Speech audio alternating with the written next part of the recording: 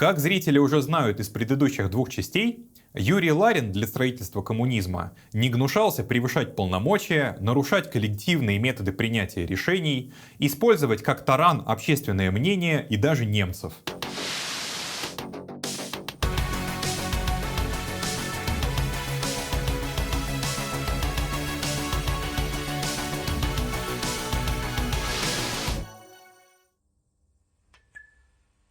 Первые попытки укротить Ларина стали предприниматься еще в середине 1919 года. 28 июня Президиум ВСНХ поручил комиссии использования в двухнедельный срок представить в Президиум отчет о деятельности за все прошлое время и программу работ на ближайший период, причем указать точные штаты и определить свои функции. Тогда же Президиум ВСНХ указал, что функции административные комиссии не принадлежат, и она не имеет права выдавать наряды ни на какие товары. Вопрос разбирался еще раз через месяц. Тогда Президиум ВСНХ постановил признать, что в компетенцию комиссии использования входит лишь составление и разработка планов использования согласно существующим декретам. Никакие постановления комиссии использования непосредственно опубликовываться не могут, а должны вноситься на утверждение соответствующих органов. Хотя Ларину недвусмысленно указали, что он не может выступать от имени партии и печатать постановления в обход всех формальных процедур, с работы в самой комиссии использования его никто не снимал. Видимо потому, что он все-таки хорошо делал свое дело. Всего за 2 года работы комиссии использования подготовила 280 смет снабжения отдельных особо важных потребителей и 121 план использования особо важных продуктов в масштабах всей страны. Каждый план использования подразумевал увязку между собой примерно 150 производителей и потребителей, которые уже распределяли полученные ресурсы дальше по своим подведомственным органам. Помимо планов распределения, Ларин в 1919-1920 годах занимался примерно всем. Надо утвердить списки национализируемых предприятий — Ларин. Надо распределить валенки и теплые вещи между армией и гражданскими — Ларин. Надо снабжать освобожденные от противника местности — Ларин. Надо распределить, кого снабжать электроэнергией в первую очередь — Ларин. Подготовить проект по отмене квартплаты — тоже Ларин. Поэтому, когда встал вопрос о подготовке единого хозяйственного плана, Ларина, разумеется, привлекли к этой работе. Дело в том, что, несмотря на попытки управлять всей экономикой страны из единого центра по единому плану, единого плана в действительности не существовало. Каждый главк ВСНХ имел собственный план, который к тому же ограничивался наличными ресурсами, и масса времени тратилась на согласование планов разнообразных главков и комиссий. По существу, вместо рынка существовал административный рынок или рынок согласований. В апреле 1920 года состоялся 9-й съезд РКПБ, который принял решение об организационной связи между хозяйственными комиссариатами. Подробнее о едином плане я рассказывал в ролике, посвященном столетию Госплана. К тому времени в стране существовало фактически 2 параллельные системы управления. ВСНХ со своими главками ведал гражданской промышленностью, а Промвоенсовет — военной. Комиссия использования снабжала сырьем и материалами промышленность, а ЧУСОСНАБАРМ — армию. Наркомснаб снабжал едой промышленность и население, а Главснабарм — армию. ЧУСОСНАБАРМ, Главснабарм и Промвоенсовет входили в образованный в ноябре 1918 года Совет обороны. Единство действий ВСНХ и Промвоенсовета достигалось одно время тем, что их возглавлял один и тот же человек — Алексей Иванович Рыков. В начале 1920 года, после перелома в гражданской войне, Совет обороны был преобразован в Совет труда и обороны — СТО. СТО как раз и должен был стать новой инстанцией над всеми существующими для согласования деятельности ВСНХ, Промвоенсовета и наркоматов, продовольствия, внешней торговли, финансов и остальных. В 1920 году чуть не все крупные хозяйственники отметились публикациями о том, как перестроить работу государственных органов, чтобы можно было составить и реализовать действительно единый хозяйственный план. Ларин не мог остаться в стороне. 14 октября 1920 года он на межведомственном совещании провел решение о преобразовании ВСНХ в Народный комиссариат промышленности и создании при Совете труда и обороны вневедомственного органа по согласованию хозяйственных планов по производству, транспорту, снабжению, топливу, внешней торговле, рабочей силе и распределению денежных знаков. Ленин откликнулся на эту идею. Решительно не согласен с этим проектом. Переименование – вредная игра. В исполнении решения 9-го съезда, текст решения прилагаю, надо, по-моему, создать постоянную межведомственную комиссию при Совете труда и обороны под моим, если не возражают товарищи, председательством. Этого вполне достаточно. В октябре 1920 года, как мы видим, Ленин еще считал, что для единого плана достаточно межведомственной комиссии, которая будет согласовывать планы ведомств. Однако довольно быстро он изменил свое мнение. В конце 1920 года 8-й Всероссийский съезд Советов утверждает подготовленной комиссией ГОЭЛРО план электрификации России. И Ленин заявляет, что общегосударственный план должен строиться не путем согласования планов ведомств, а идти от задач технической реконструкции. Ленин с этой идеей оказался чуть ли не один против всех. Руководители старых хозяйственных органов, осуществлявших экономическую политику в период военного коммунизма, противились созданию нового органа – Госплана. Ларин тоже выступил против. Он считал, что над технарями из ГОЭЛРО надо поставить президиум экономистов, в состав которого, разумеется, записал себя. Это, кстати, показывает, как тяжело даже самым идейным людям разделять личное и общественное. Однако Ленин продавил свое видение, настояв, что план ГОЭЛРО и есть тот единый хозяйственный план, а все другие хозяйственные органы должны свою деятельность строить так, чтобы лучше его выполнить. Важной особенностью того времени было то, что несогласие с Лениным само по себе не влекло карьерных неприятностей, и тем более угрозы жизни. Ларин не только продолжал работать в ВСНХ, но и состоял в экономической комиссии Совнаркома, а при образовании Госплана стал членом президиума Госплана. По этому поводу Ленин писал председателю Госплана Глебу Максимилиановичу Кржижановскому. Ларина ЦК решил пока оставить. Опасность от него величайшая, ибо этот человек по своему характеру срывает всякую работу, захватывает власть, опрокидывает всех председателей, разгоняет спецов, выступает без тени прав на сие, от имени партии и так далее. На вас ложится тяжелая задача – подчинить, дисциплинировать, умерить Ларина. Помните, как только он начнет вырываться из рамок, бегите ко мне или шлите мне письмо, иначе Ларин опрокинет всю общеплановую комиссию. Подозрения Ленина подтвердились. Ларин, даром что сам был членом президиума Госплана, опубликовал летом 1921 года в «Правде» статью с резкой критикой его работы. По-настоящему эту работу должен был бы выполнить Госплан. К сожалению, деятельность его вместо этого приобрела несколько академический характер. И пока не дала проверки и практических определенных предложений по производственным программам хоть сколько-нибудь значительного количества наших фабрик. В собрании сочинений Ленина отложилась переписка с Кржижановским, где они согласуют план борьбы против Ларина. План был простой.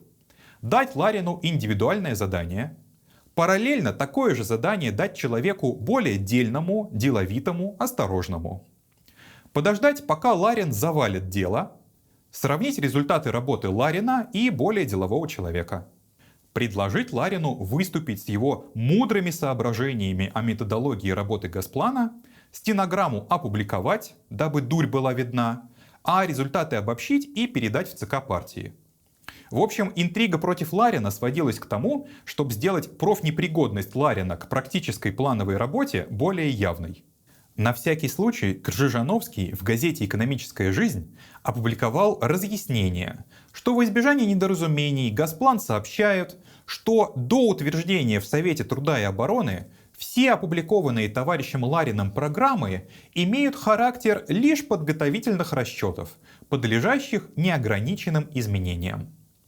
16 декабря 1921 года по предложению Госплана комиссия использования была ликвидирована. Закату карьеры Ларина способствовала не только битва с Госпланом. Ларин абсолютно не принял НЭП. Вообще, в проектах Ларина четко видны две линии.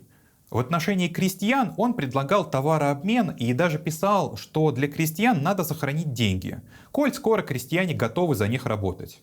Но в отношении рабочих и государственной промышленности стоял за полное безденежное хозяйство и продуктообмен между государственными фабриками.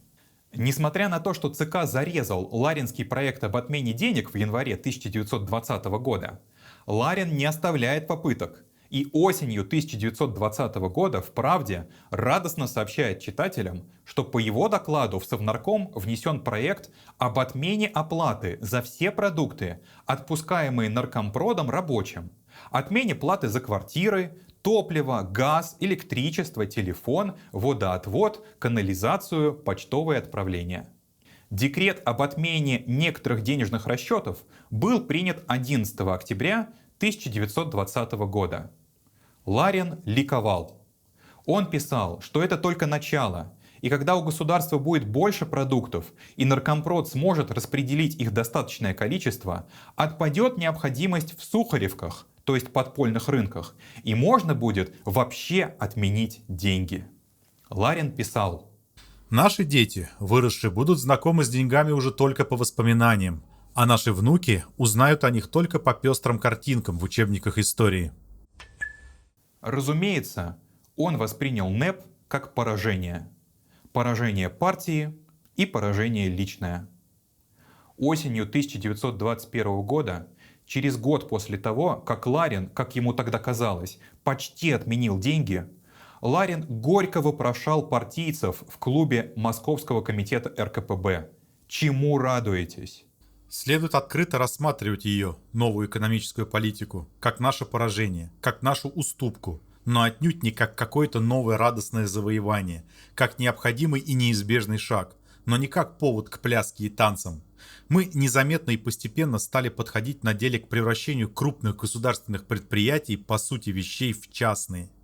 Интересы купли-продажи с точки зрения отдельного предприятия или треста начинают главенствовать. Основной уклон этого вида извращения совершенно ясен. Это уничтожение души государственного хозяйства. Право распоряжения результатами производства – это подрыв экономического влияния и хозяйственной мощи пролетарского государства, торжество частнохозяйственного усмотрения и частнохозяйственной анархии в юридической оболочке государственных форм. Пролетарское государство не может безопасности для себя и не должно на сколько-нибудь длительный срок выпустить из своих рук централизованное распоряжение подавляющей массой фабрично-заводских и горно-промышленных изделий. Остается сделать еще шаг, и мы пришли бы к внутреннему перерождению самой государственной промышленности, и не только к изложенным уже последствиям. У Ларина было несколько основных черт характера: полное самозабвенное служение делу коммунизма и полное игнорирование политической конъюнктуры. Ларин считал, что от НЭПа нужно избавиться при первой возможности, и молчать не собирался. После битвы с Госпланом Ларина направили во ВЦИК, но мнение о нем у Ленина уже сформировалось совершенно определенное. В феврале 1922 года Ленин писал во ВЦИК Янукидзе: Товарищ Янукидзе, из бесед и сообщений здесь, в Москве, я заключаю, что есть нечто вроде расхлябанности в президиуме ВЦИКа и его работе. Это неудивительно, ибо все члены его завалены 20 делами, как водится в нашей Обломовской республике. От этого усиливается влияние таких людей, как Ларин. Хороший парень, как поэт, как журналист, как лектор. Но мы, дураки, ставим его к законодательной работе и этим портим, губим и его, и работу. Следите, Христа ради, построже, никуда не пускать Ларина. Если уж попал куда, не верить ни одному его плану, проекту и без тройной проверки не давать ходу. Следите, чтобы не было обычного хаоса, когда через президиум ВЦИКа стараются полуобманом протащить нечто помимо Совнаркома и Госплана. Видимо, замечание Ленина про полуобман было вызвано воспоминаниями о широкой деятельности Ларина в 1918 году. Ко времени написания процитированной записки судьба Ларина уже была решена. 17 января 1922 года Политбюро ЦК РКПБ постановило удовлетворить просьбу Красина об отзыве в его распоряжение товарища Ларина. Красин в то время был в Лондоне И Ленин с облегчением сослал туда Ларина, для надежности послав Красину записку столь прекрасную, что я воспроизведу ее целиком. Леониду Борисовичу Красину, 19 января 1922 года. Товарищ Красин, насчет Ларина к решению Политбюро от 17 января добавляю. Первое. Держите его в Лондоне как можно дольше. Второе. Если поверите хоть одной его цифре, прогоним со службы. Третье. Берегите его здоровье, лечите лучше, назначьте ответственного врача. Четвертое. Займите его длительной литературной работой по немецким и английским материалам. Если не знает, выучите английскому языку. Пункты 1, 3 и 4 провести особо строго и особо тактично. Пункт 2 втройне строго. С коммунистическим приветом, Ленин. Неясно, сколько времени Ларину удалось продержать в Лондоне, но на 11-м съезде Компартии в конце марта 1922 года он был и рьяно нападал и на Ленина, и на НЭП. Ларин обвинял ЦК в ослаблении планового хозяйства, что привело к свободному развязыванию стихии и усилению промышленного и финансового кризиса в стране. Протестовал против установления системы торговых операций одного государственного органа с другим. В заключение Ларин указал на то, что в партии постепенно выделяется и кристаллизуется крыло товарищей, скатывающихся к возврату к буржуазии, и обвинил ЦК в том, что он не ведет решительной борьбы с этими элементами. Ленин в ответ заявил, что у Ларина фантазия летает за миллион километров, и в пылу фантазии Ларин регулярно морозит чушь. Ленин высказался мягче, но смысл тот. Поэтому государственное, хозяйственное, плановое, экономическое дело предоставить Ларину нельзя. А надо, чтобы Ларин писал публицистику для молодого поколения. После 1922 года влияние Ларина сошло на нет. Никаких постов ему больше уже не давали. В конце 20-х Ларин отметился серией книг по еврейскому вопросу, алкоголизму, частному капиталу в СССР, новому быту и даже введению непрерывной рабочей недели. То есть действительно направил свою энергию в литературное русло.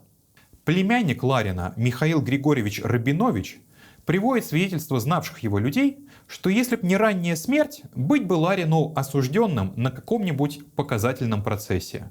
Хоть ни в каких оппозициях Ларин не участвовал. Но Ларин из-за слабого здоровья умер в 1932 году в возрасте всего 49 лет и был похоронен с государственными почестями в Кремлевской стене. Зрители в комментариях уже не раз требовали от меня, чтобы я дал четкую личную оценку Ларину. Наш он или не наш? Надо ли зрителям его любить или наоборот? А то как-то неоднозначно рассказываю. Но мне именно хотелось показать неоднозначность той эпохи и людей, которые ее делали.